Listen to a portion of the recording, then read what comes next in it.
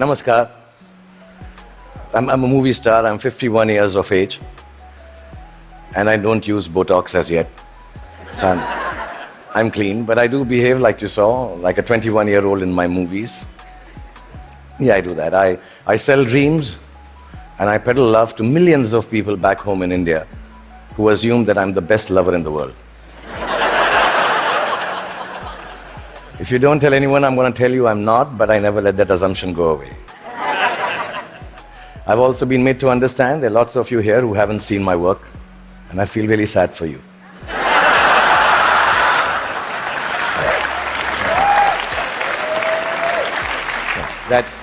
That doesn't take away from the fact that I'm completely self-obsessed, as a movie star should be.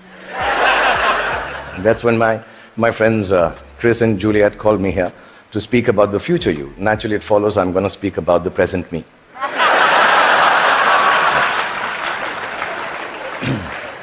Because I truly believe that humanity is a lot like me. It is. It's an aging movie star, grappling with all the newness around itself, wondering whether it got it right in the first place, and still trying to find a way to keep on shining regardless. I was born in a refugee colony in the capital city of India, New Delhi. And my father was a freedom fighter. My mother was, well, just a fighter like mothers are. And much like the original Homo sapiens, we struggled to survive. When I was in my early 20s, I lost both my parents, which I must admit seems a bit careless of me now.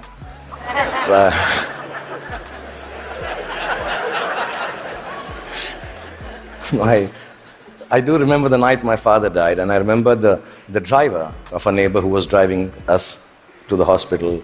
He mumbled something about dead people don't tip so well and walk away into the dark.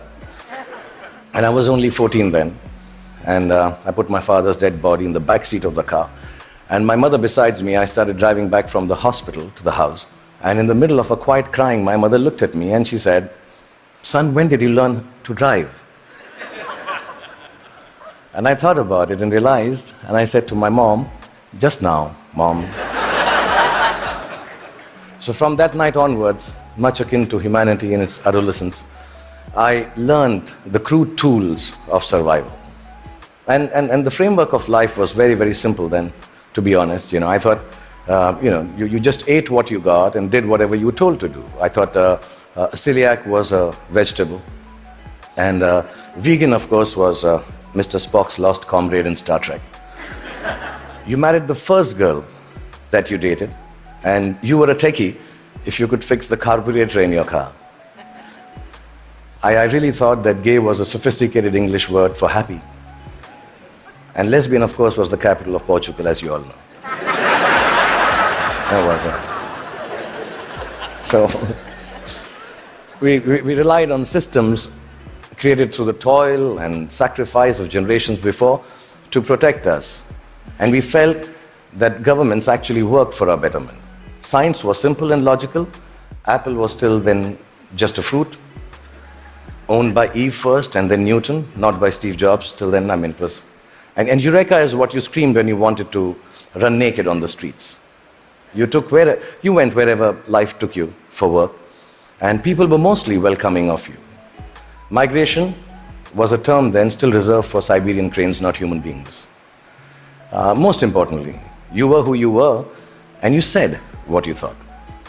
Then in my late 20s, I shifted to the sprawling metropolis of Mumbai, and my framework, like the newly industrialized aspirational humanity, began to alter. In the urban rush for a new, more embellished survival, things started to look a little different. I met people who had descended from all over the world. Faces, races, genders, moneylenders. Definitions became more and more fluid. Work began to define you at that time in an overwhelmingly equalizing manner. And all the systems started to feel less reliable to me, almost too thick to hold on to the diversity of mankind and the human need to progress and grow. Ideas were flowing with more freedom and speed. And I experienced the miracle of human innovation and cooperation, and my own creativity when supported by the resourcefulness of this collective endeavor catapulted me into superstardom. I started to feel that I had arrived. And generally, by the time I was 40, I was really, really flying. I was all over the place. I'd done 50 films by then, and 200 songs. And I'd been knighted by the Malaysians. I'd been given the highest civil honor by the French government, the title of which, for the life of me, I can't pronounce even till now. So I'm sorry, France, and thank you, France, for doing that. But much bigger than that, I got to meet Angelina Jolie, yeah. For 2.5 seconds. And I'm sure she also remembers that encounter somewhere. Okay, maybe not. And I sat next to Hannah Montana on a round dinner table with her back towards me most of the time. Like I said, I was flying from Miley to Jolie. And humanity was soaring with me. We were both pretty much flying off the handle, actually. And then you all know what happened. The internet happened. I was in my late 40s, and I started tweeting like a canary in a birdcage.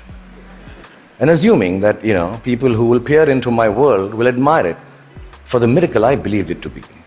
But something else awaited me and humanity. We had expected an expansion of ideas and dreams with the enhanced connectivity of the world. We had not bargained for the village-like enclosure of thought, of judgment, of definition that flowed from the same place that freedom and revolution was taking place in. Everything I said took a new meaning. Everything I did, good, bad, ugly, was there for the world to comment upon and judge. As a matter of fact, everything I didn't say or do also met with the same fate. 4 years ago, my lovely wife, Gauri, and me decided to have a third child. It was claimed on the net that he was the love child of a first child who was 15 years old. Apparently, he had sown his wild oats with a girl while driving her car in Romania. And yeah, there was a fake video to go with it. And we were so disturbed as a family. My son, who's 19 now, even now when you say hello to him, he just turns around and says, "But bro, I didn't even have a European driving license." Yeah, I mean, in this new world, slowly reality became virtual and virtual became real. And I started to feel that I could not be who I wanted to be or say what I actually thought. And humanity at this time completely identified with me. I think both of us were going through our midlife crisis. And humanity, like me, was becoming an overexposed prima donna. I started to sell everything from hair oil to diesel generators. Humanity was buying everything from crude oil to nuclear reactors. I even tried to get into a skin-tight superhero suit to reinvent myself. I must admit, I failed miserably. And just an aside, I want to say on behalf of all the Batmen, Spider-Men, and Supermen of the world, you have to commend them, because it really hurts in the crotch, that superhero suit. Yeah, I'm being honest, I need to tell you this, yeah. Really. And accidentally, I happened to even invent a new dance form, which I didn't realize, and it became a rage. So if it's all right, and you've seen a bit of me, so I'm quite shameless, I'll show you. It was called the lungi dance. So if it's all right with you, I'll just show you. I'm talented otherwise, yeah. Right? It went something like this. Lungi dance, lungi dance, lungi dance, lungi dance, lungi dance, lungi dance, lungi dance, lungi dance, lungi dance, lungi dance, lungi dance, lungi. That's it. It became a rage. It really did. Like you noticed, nobody could make any sense of what was happening except me. And I didn't give a damn, really, because the whole world and whole humanity seemed as confused and lost as I was. And I didn't give up then. I even tried to reconstruct my identity on the social media like everyone else does. I thought if I put on philosophical tweets out there, people will think I'm with it. But some of the responses I got for those tweets were extremely confusing acronyms, which I didn't understand. ROFL, LOL. Adidas, somebody wrote back to one of my more thought-provoking tweets. And I was wondering, why would you name a sneaker? Why would you write back a name of a sneaker to me? And I asked my 16-year-old daughter, and she enlightened me. Adidas now means, all day I dream about sex. Just really. I don't know if you know that. And so I wrote back, WTF in bold to Mr. Adidas. thinking secretly that some acronyms and things won't change at all. WTF. But here we are. I'm 51 years old, like I told you, and mind-numbing acronyms notwithstanding, I just want to tell you, if there has been a momentous time for humanity to exist, it is now. Because the present you is brave. The present you is hopeful. The present you is innovative and resourceful. And of course, the present you is annoyingly indefinable. And in this spellbinding, imperfect moment of existence, feeling a little brave just before I came here, I decided to take a good hard look at my face. And I realized that I'm beginning to look more and more like the wax statue of me at Madame Tussauds. Yeah, and in that moment of realization, I asked the most central and pertinent question to humanity and me. Do I need to fix my face? Really, I'm an actor, like I told you, a modern expression of human creativity. The land I come from is the source of inexplicable but very simple spirituality. In its immense generosity, India decided somehow that I, the Muslim son of a broke freedom fighter who accidentally ventured into the business of selling dreams, should become its king of romance, the Badshah of Bollywood, the greatest lover the country has ever seen. With this face. Yeah, which has alternately been described as ugly, unconventional, and strangely, not chocolatey enough.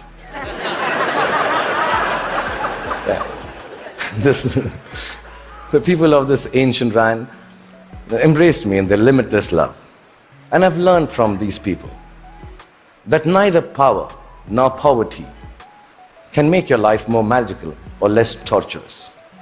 I've learned from the people of my country that the dignity of a life, a human being, a culture, a religion, a country, actually resides in its ability for grace and compassion. I've learned that whatever moves you, whatever urges you to create, to build, whatever keeps you from failing, whatever helps you survive, is perhaps the oldest and the simplest emotion known to mankind. And that is love.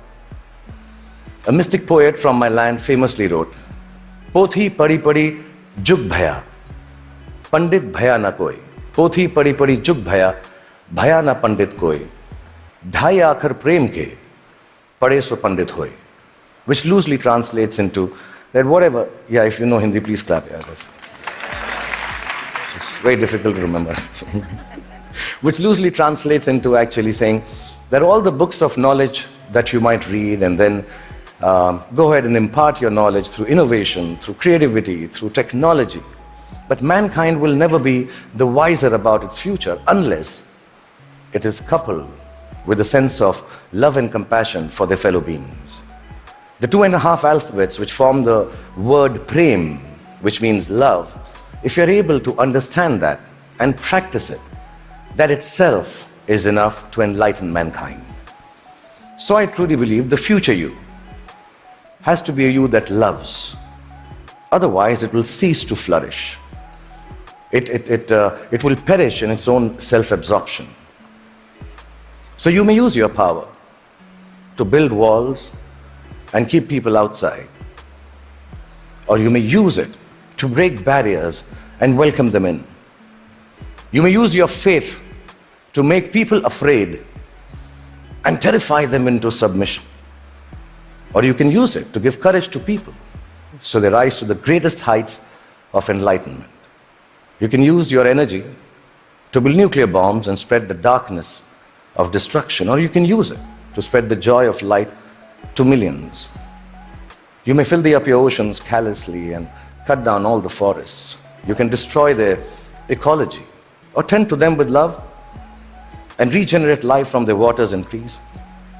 You may land on Mars and build armed citadels, or you may look for life forms and species to learn from and respect. And you can use all the monies that we all have earned to wage futile wars and give guns in the hands of little children to kill each other with. Or you can use it to make more food to fill their stomachs with. My country has taught me the capacity for a human being to love is akin to godliness. It shines forth in a world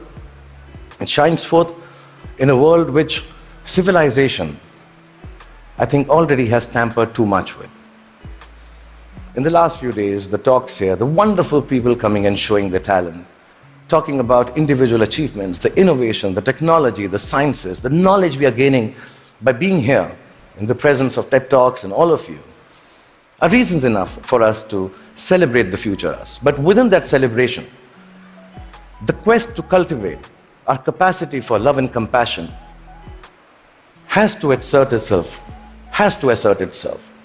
just as equally. So I believe the future you is an infinite you. It's called a chakra in India, like a circle. It ends where it begins from to complete itself.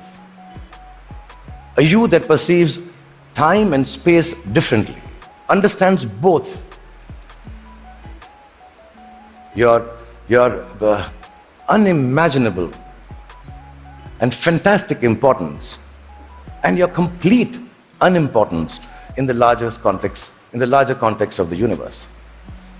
A you that returns back to the original innocence of humanity, which loves from the purity of heart, which sees from the eyes of truth, which dreams with the untampered, which dreams from the clarity of an untampered mind. The future you has to be like an aging movie star who has been made to believe that there is a possibility of a world which is completely, wholly, self-obsessively in love with itself. A world, really, it has to be a you to create a world which is its own best lover. That, I believe, ladies and gentlemen, should be the future you. Thank you very much.